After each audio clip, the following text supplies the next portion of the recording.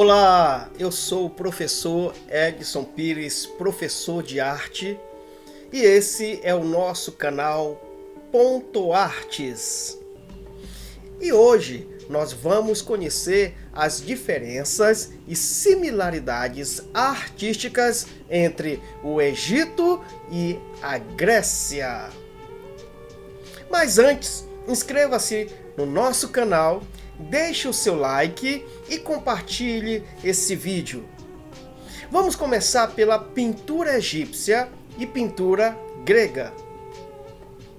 A pintura egípcia é uma pintura essencialmente simbólica, que segue rígidos padrões de representação como a lei da frontalidade. As áreas espaciais são bem definidas e o tamanho e posição das figuras no espaço são bem estipulados segundo as regras hierárquicas. Os traços são estilizados e rígidos, as formas são bidimensionais e a cor é aplicada em manchas uniformes. Os egípcios ricos tinham murais em casa, elaborados em estilos de rica textura. Os antigos egípcios criaram pinturas para fazer da vida pós-morte um lugar agradável. Os temas incluíam a jornada para o outro mundo ou divindades protetoras que apresentavam o morto para os deuses do pós-morte. Haviam diversas regras sobre como pintar no Egito Antigo. Seguia-se a chamada lei da frontalidade, onde um humano não deveria ser pintado com a cabeça, membros inferiores e superiores virados para a frente, mas os olhos e os troncos poderiam. Deveriam ser seguida uma hierarquia, ou seja, quanto mais importante uma pessoa fosse, maior ela deveria ser pintada. Faraó, rainhas, príncipes, sacerdotes, servo e o povo. O povo, ou os servos, deveriam ser pintados como se estivessem reverenciando ou adorando o faraó. Eles acreditavam que assim iriam melhorar a sua imagem. E a pintura grega? A pintura grega teve na cerâmica a sua maior representação. Entretanto, assim como em outras sociedades antigas, surge ainda na arte estatutária e como componente decorativo de estruturas arquitetônicas. Foi com os vasos gregos que essas manifestações artísticas se realizou plenamente, apresentando composições harmoniosas e detalhadas. Os objetos em cerâmica mais utilizados como suporte para a pintura grega foram os vasos. A princípio, as peças serviam como artigo de cerimônia religiosa e como artefatos utilitários. Mais tarde, passaram a ser reconhecidos também como objetos artísticos. Em primeiro momento, as ornamentações exibiam padrões geométricos e abstratos. Posteriormente, passaram a reproduzir cenas mitológicas e figuras humanas em situações cotidianas. A técnica, que ficou conhecida como figuras negras, eram empregadas inicialmente na Grécia. Consistia em pintar as silhuetas das figuras como um pigmento negro e depois marcar o contorno e os elementos interiores como uma ferramenta pontiaguda, deixando traçados evidentes. Observe atentamente essa pintura egípcia e veja se você consegue encontrar as características que eu citei anteriormente.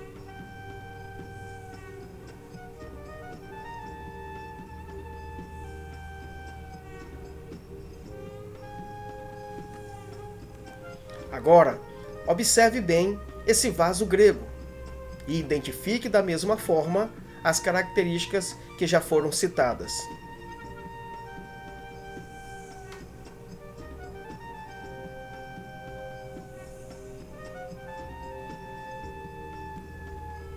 Vamos continuar nosso estudo agora falando sobre escultura egípcias e escultura grega. A escultura egípcia antiga procurava representar os deuses e os faraós para capacitar a população a vê-los em formas físicas. ela estava intimamente ligada à arquitetura, que por sua vez voltava-se para a construção de templos e de tumbas. As esculturas egípcias deviam seguir rigorosos parâmetros. Cada parte do corpo tinha de ter determinado tamanho e proporção, como os ombros e o rosto voltado para o espectador. As estátuas masculinas eram mais escuras do que as femininas. Nas estátuas sentadas, as mãos tinham de ser colocadas nos joelhos. O deus Horus, por exemplo, devia sempre ser representado com uma cabeça de falcão, enquanto o deus Anubis deveria ser mostrado com a cabeça de um chacal. Outra característica é que os escultores egípcios não podiam colocar seus nomes nas obras, de forma que hoje não se tem ideia de quem as fez. E as esculturas gregas? As esculturas egípcias eram estáticas, não apresentavam movimentos e retratavam especialmente o faraó. Os gregos, por sua vez, conseguiram dar a essas representações estáticas o movimento, a beleza idealizada ou perfeita, bem como proporções equilibradas. Aos poucos, os braços estendidos pelo corpo ganharam algum movimento ao mesmo tempo que os músculos sobressaíam das suas esculturas e outros detalhes se somavam, tal como os cabelos. O bronze era o material usado pelos gregos e, posteriormente, o mármore, o qual era rompido mediante a utilização de brocas, ferramentas de ferro e calços de madeira. Os membros eram esculpidos e somente depois fixados ao corpo. A pintura passa a ser utilizada na pele, dos cabelos e nas roupas, enquanto os olhos são feitos de ossos ou vidro. Enquanto isso, lanças e capacetes eram feitos de bronze, bem como em algumas esculturas. As estátuas feitas de bronze eram revestidas de cera polida e nos lábios eram utilizados cobre ou prata. Observe bem a escultura grega e veja as características que já foram faladas anteriormente. Agora faça uma comparação com as esculturas egípcias.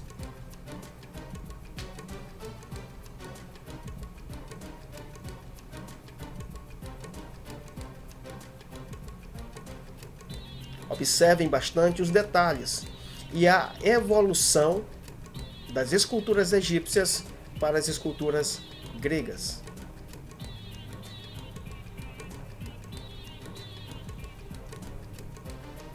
Muito bem.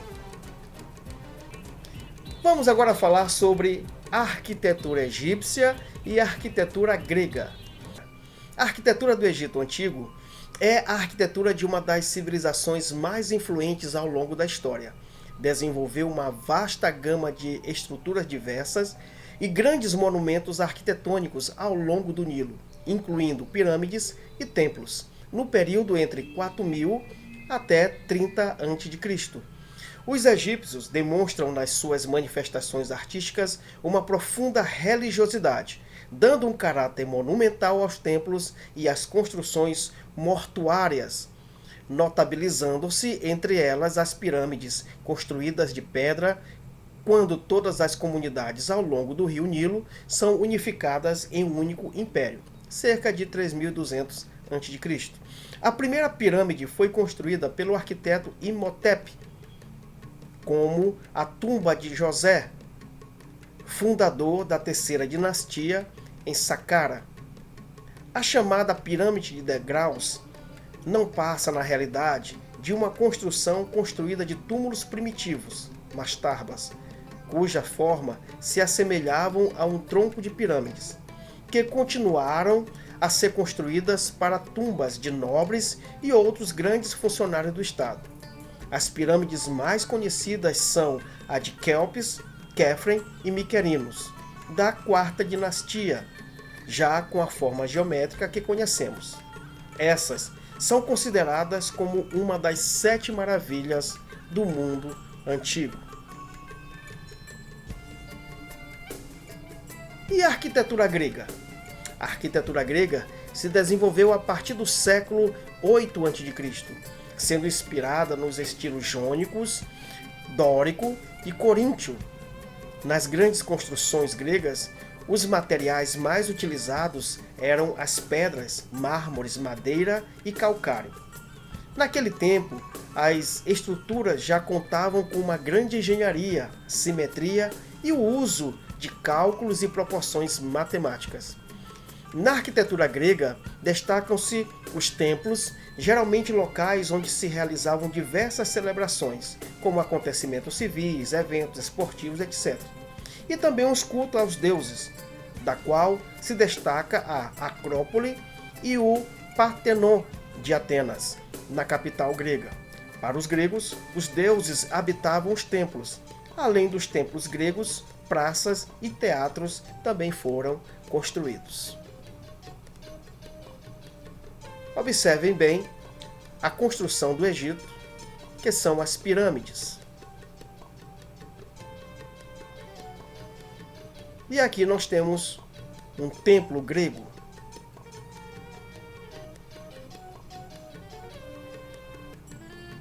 Partimos agora para o teatro egípcio e o teatro grego. As origens primitivas do teatro se encontraram nos ritos religiosos cheios de magias e símbolos que eram verdadeiros espetáculos teatrais.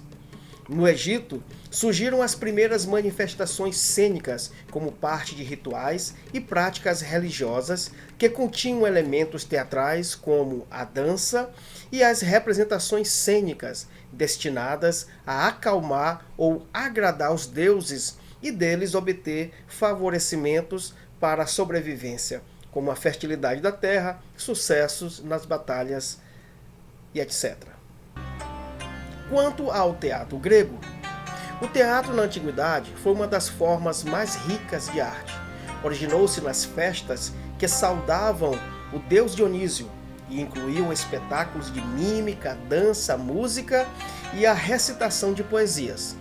Existiam duas celebrações a esse determinado deus: os cultos dionisíacos, que eram apreciados pela população camponesa, e as grandes festas dionisíacas, que eram celebrações que aconteciam no meio urbano, onde eram realizados concursos entre os autores.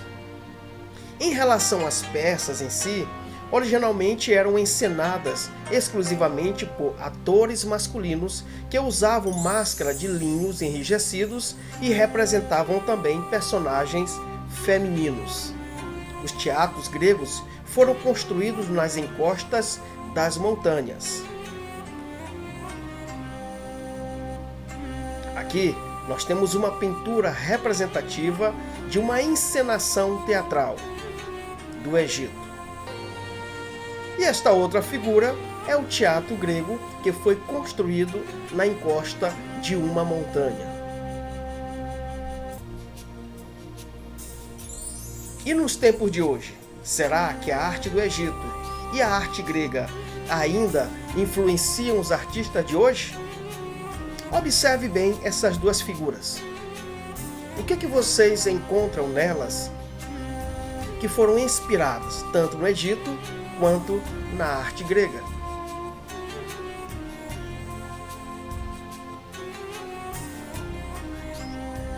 Com certeza, você observou ali uma pirâmide. Isso, uma pirâmide de vidro, inspirada na pirâmide de Quéops. Ela fica bem na entrada do pátio do Museu do Louvre. Enquanto a outra figura é uma fachada de uma casa particular, onde o dono mandou construir uma fachada de um templo. Observem ali os frontões, as colunas gregas que caracterizam a inspiração nessa arte.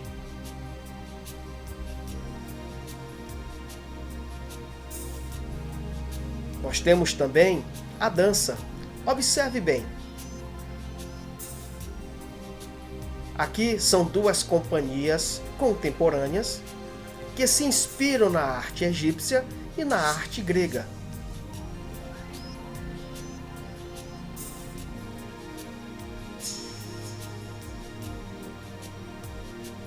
A dança egípcia, ensinada por essa companhia contemporânea, parece querer nos mostrar como se vestiam e como dançavam as mulheres egípcias. Já na dança grega, aqui inspirada na arte clássica, na dança clássica, parece mais as esculturas que retratavam as mulheres da época.